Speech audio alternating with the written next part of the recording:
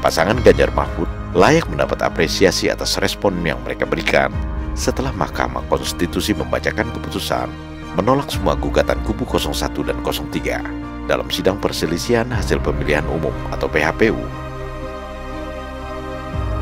Ganjar dan Mahfud langsung memberi keterangan pers dan menyatakan menerima putusan MK, serta mengucapkan selamat kepada pemenang Pilpres 2024. Yang pertama saya ingin menyampaikan terima kasih sama pendukung, partai pengusung, TPN ya, warga masyarakat dan tentu pada hakim. Hakim majelis saya apresiasi yang pertama menerima proses sejak dari awal dan kemudian menyidangkan sampai kemudian tadi diputuskan dan ada dissentingnya. Yang menarik dalam catatan kami adalah dalam dissenting itu disampaikan bahwa eksepsi-eksepsi yang ada ditolak. Maka hakim akan mengadili. Hakim tidak hanya bicara kalkulator, lebih bicara substantif. Bahkan tadi Pak Arief sampai mengabulkan. Maka artinya nurani hakim punya ruang sendiri untuk bisa mengekspresikan dalam bentuk putusan. Dan saya kira ini adalah proses panjang yang harus kita hormati. Saya dan Pak Mahfud tinggal hari ini saja akhir dari sebuah perjalanan. Maka apapun keputusannya kami sepakat dari awal untuk menerima, maka kami terima. Dan tentu kami mengucapkan selamat bekerja untuk pemenang dan mudah-mudahan PR bangsa ke depan bisa segera diselesaikan. Hari ini dolar menguat, rupiah jatuh. Hari ini ada perang ya yang bisa bertambah dengan titik depan yang makin banyak. Harga minyaknya naik.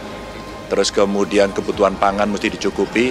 Saya kira itu PR yang jauh lebih penting untuk segera diselesaikan daripada sekedar kita berdebat yang tidak usai terkait dengan hasil ini.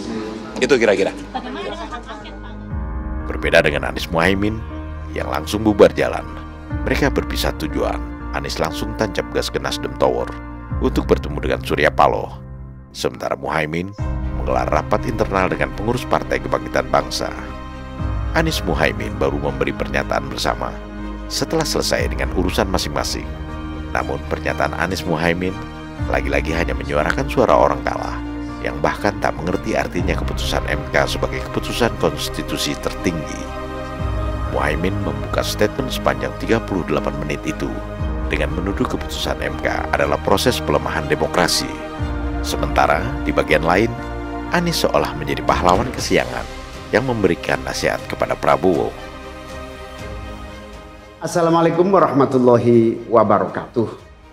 Saudara-saudara sekalian, baru saja kita mendengarkan putusan Mahkamah Konstitusi terkait hasil akhir Pilpres tahun 2024.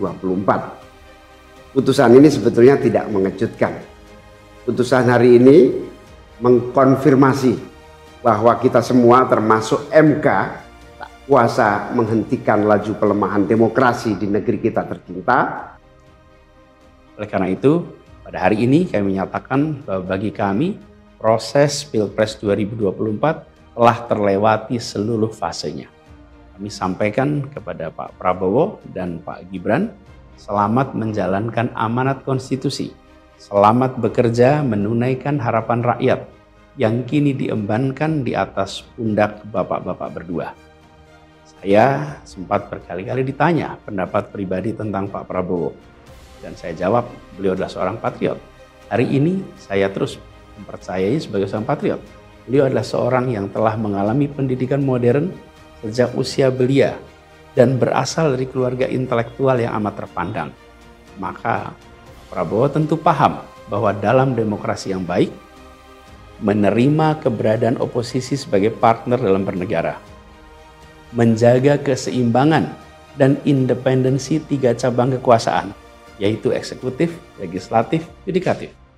Lalu menjamin kebebasan media sebagai pilar keempat demokrasi, serta yang tidak kalah penting adalah menjaga kebebasan rakyat di dalam bersuara, di dalam mengungkapkan pendapat, di dalam berserikat berkumpul dalam sebuah proses demokrasi. Dan sebagai seorang patriot didik, saya percaya Pak Prabowo akan mengembalikan dan akan menjaga nilai-nilai demokrasi ini di masa-masa Indonesia ke depan. Saudara-saudara sekalian. Dengan keputusan MK, usai sudah urusan perselisihan Pilpres 2024. Komisi Pemilihan Umum setelah menerima salinan putusan MK akan segera menetapkan pasangan Prabowo Gibran sebagai presiden dan wakil presiden terpilih. Selanjutnya akan ada masa transisi pemerintahan dari Presiden Jokowi ke Prabowo Subianto sebelum pelantikan presiden dan wakil presiden terpilih untuk ditetapkan sebagai presiden dan wakil presiden definitif pada tanggal 20 Oktober 2024. Terbentang sudah era baru kepemimpinan nasional Indonesia. Prabowo Subianto sebagai pemimpin berpengalaman sekaligus jembatan generasi muda seperti Gibran dalam menahkodai kapal besar Indonesia menuju Indonesia Emas 2045. Seperti yang sudah disampaikan Prabowo Subianto pada masa kampanye Pilpres yang lalu tentang situasi global yang tidak menentu, seperti sekarang misalnya, bagaimana dapat menahan nilai rupiah terhadap dolar Amerika yang sedang menguat dan juga seiring kenaikan harga minyak jika perang Israel-Iran terus berlangsung. Selain itu, di dalam negeri, Indonesia juga harus tetap mempertahankan ketahanan pangan karena krisis global telah membuktikan bahwa negara-negara yang biasanya mengekspor pangan justru akan menahan ekspor mereka untuk menjamin kebutuhan dalam negeri mereka sendiri. Prabowo Gibran tampaknya memang harus tancap gas untuk langsung bekerja mengatasi berbagai pekerjaan rumah. Dan secara bersamaan, tetap melaksanakan program-program Prabowo Gibran yang telah dijanjikan selama masa kampanye.